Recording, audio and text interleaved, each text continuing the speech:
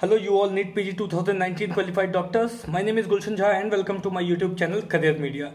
Friends, NEET PG 2019 की all India quota के लिए राउंड 1 काउंसलिंग के लिए रजिस्ट्रेशन का ऑलरेडी एक दिन ओवर हो चुका है। 15 मार्च से ये रजिस्ट्रेशन स्टार्ट होने वाली थी और ये रजिस्ट्रेशन 15 मार्च को ही थोड़ी देरी से स्टार्ट हुई, मगर 15 तारीख का दिन निकल चुका है। आज का दिन है 16 तारीख और अभी भी नीट पीजी 2019 एस्पिरेंट्स के मन में कुछ डाउट्स हैं, कुछ क्वेश्चंस हमारे पास उनके तरफ से आ रहे हैं, जिसे इस वीडियो में हम शॉर्ट आउट करने की कोशिश करेंगे, समझने की कोशिश करेंगे।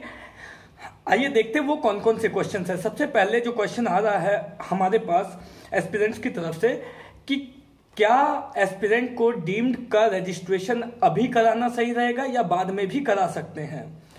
अगला क्वेश्चन जो आ रहा है उनके तरफ से हमारे पास वो ये है कि अगर वो ऑल इंडिया कोटा में उन्हें सीट मिल जाती है तब क्या वो स्टेट काउंसलिंग अटेंड कर सकते हैं या नहीं कर सकते हैं, और इसके बाद अगर उन्हें ऑल इंडिया कोटा में सीट मिल जाती है तो उन्हें कितनी पेनल्टी पे करनी पड़ेगी अगर वो सीट को रिजाइन करके अपना स्टेट काउंसलिंग अटेंड करना चाहते हैं तब। तो ये कुछ क्वेश्चंस हैं जो कि हमारे पास उनके तरफ से आई है, जो कि ज्यादातर लोगों ने पूछा है। हम देखेंगे इस वीडियो में कि इन क्वेश्चंस के आंसर्स क्या हैं। सबसे पहले मैं आपको बता दूं कि www.mcc.nic.in पर रजिस्ट्रेशन ऑलरेडी चल रही है। आप सभी एस्पिरेंट्स 2019 पीजी और एमडीएस कोर्सेज में जो एडमिशन लेना चाहते हैं वो अपना रजिस्ट्रेशन इस वेबसाइट पर जाकर करा सकते हैं। आइए चलिए उन सवालों को लेते हैं जो एस्पिरेंट्स की तरफ से हमारे पास आ रही है। सबसे पहला सवाल है कि क्या डीम्ड की रजिस्ट्रेशन बाद में सेकेंड राउंड में या उसके बाद कराई जा सकती है। तो इसका आंसर है कंप्लीटली नो। आप नेक्स्ट राउंड में आपके पास वन टाइम चांस ही है। आपको अगर रजिस्ट्रेशन कराना है डीम्ड का तो आप अभी ही करवाओ। और मैं साथ में मैं आपको यह बता देता हूं, आपको आपकी रैंक मालूम है तो उससे अगर हमारे कट ऑफ के वीडियोस को आपने देखा होगा तो आपको एक आइडिया मिल गया होगा कि आपकी रैंकिंग में आपको डीम्ड कॉलेजेस मिल सकती है या ऑल इंडिया कोटा में सीट मिल सकती है या नहीं मिल सकती है। तो इस बिना पर आपको, क्योंकि आपकी रैंक मालूम है, तो आपको ये आइडिया हो गया होगा कि आपको डीम्ड कॉलेज में सीट मिल सकती है या स्टेट ऑल इंडिया कोटा की 50% सीटों पर सीट मिल सकती है या नहीं मिल सकती है। अगर आपको ऑल इंडिया कोटा की 50% सीटों पर सीट मिलने के कम चांसेस हैं तो आई वुड सजेस्ट कि आप डीम्ड का रजिस्ट्रेशन भी अभी ही करवा लो, क्योंकि बाद में आपको डीम्ड का रजिस्ट्रेशन कराने का मौका नहीं मिलेगा।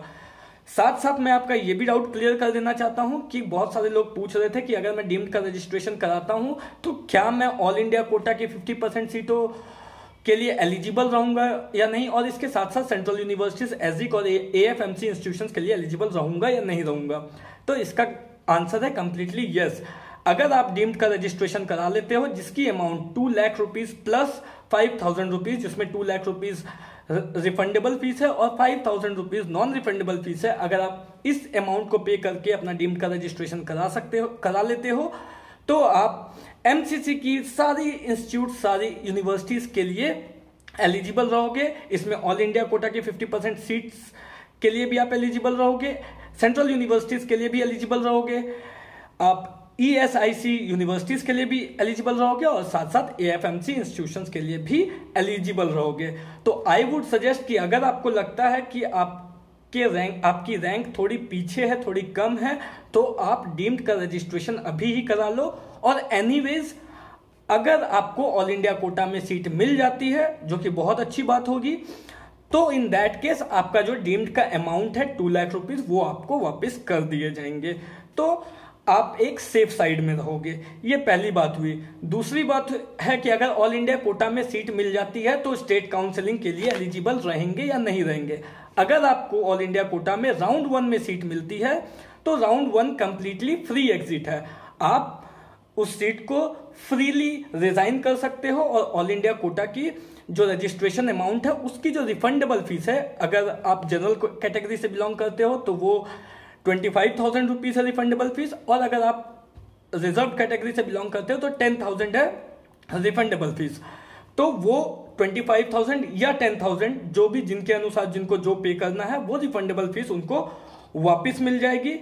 मगर और इसके बाद जाकर के आप स्टेट कोटा की राउंड 1 काउंसलिंग या round 2 counselling, state quota counselling के लिए भी आप एलिजिबल रहोगे। आप जाके अपना स्टेट काउंसलिंग अटेंड कर सकते हो। साथ साथ में रिजाइन करने के लिए आपको ऑल इंडिया कोटा की सीट मान लेते हैं आपको मिल जाती है, तो आपको उसको रिजाइन करने के लिए जो रिपोर्टिंग टाइम दी गई है 27 मार्च से 3 अप्रैल तक का, उसके बीच में आपको कॉलेज में जाकर रिजाइन करना होगा। नॉर्मली रिजाइन आप नहीं कर सकते हो। तो अगर आपको रिजाइन करना है तो आप कॉलेज में जाकर रिजाइन कर सकते हो।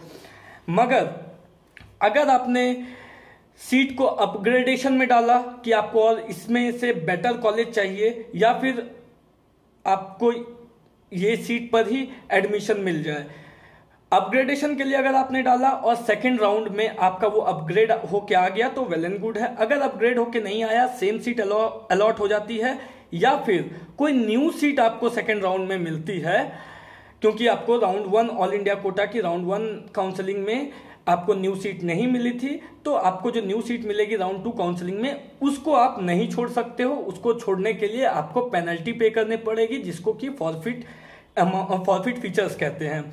फॉरफिट मतलब जब्त करना होता है। तो आपका जो नॉन रिफंडेबल अमाउंट जो राउंड 1 काउंसलिंग में आपको वापस मिल रहा था, जो राउंड 1 काउंसलिंग फ्री एग्जिट था वो आपको वापस मिल रहे थे, वो राउंड 2 काउंसलिंग में आपको वापस नहीं मिलेंगे। उसको एज अ पेनल्टी जब्त कर लिया जाएगा और जब्त करने के बाद क्योंकि आपने पेनल्टी अमाउंट पे कर दी है, उन्होंने उस अमाउंट को जब्त कर लिया है रिफंडेबल फीस को, तब जाकर के आप स्टेट काउंसलिंग अटेंड कर सकते हो। तो 2 चीजें मैंने आपको बता दी, ऑल इंडिया कोटा की सीट्स की दोनों चीजें। अगर आपको फॉरफिट फीचर को लेकर के कुछ भी डाउट है तो करियर मीडिया द्वारा अपलोड की गई फॉरफिट फीचर्स की वीडियो को देख लें, आपके सारे डाउट्स क्लियर हो जाएंगे।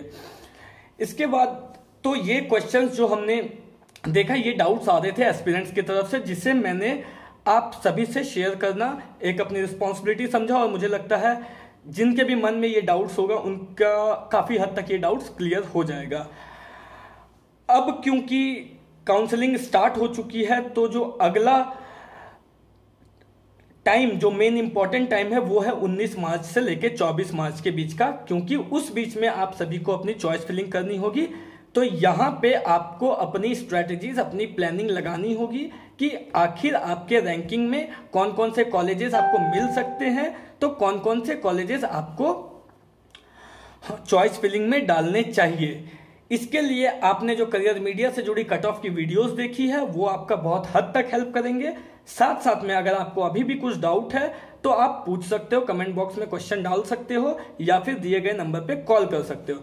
यदि आपको अपने रैंक को लेकर के स्ट्रेटेजीज या प्लानिंग करने में कुछ प्रॉब्लम हो रही है और आप करियर मीडिया से जुड़ना चाहते हो, करियर मीडिया का हेल्प लेना चाहते हो, तो भी आप करियर मीडिया की सर्विसेज से जुड़ सकते हो, दिए गए नंबर पे कॉल कर सकते हो और करियर मीडिया की सर्विसेज को अवेल कर सकते हो। तो इस वीडियो में फिलहाल इतना ही। आगे कुछ भी अपडेट आता है, कुछ भी डाउट्स आते हैं मेरे पास एस्पिरेंट्स की तरफ से, तो मैं डेफिनेटली हाजिर हूंगा उन सभी डाउट्स को क्लियर करने के लिए और पीजी की बाकी अपडेट्स को आप तक पहुंचाने के लिए। आपको सिर्फ करना ये है कि चैनल को सब्सक्राइब कर लीजिए और नोटिफिकेशन बेल जरूर प्रेस कर लीजिएगा, क्योंकि जो भी अपडेट्स आएंगी वो आप तक जल्द से जल्द पहुंच पाएंगी। Thank you so much.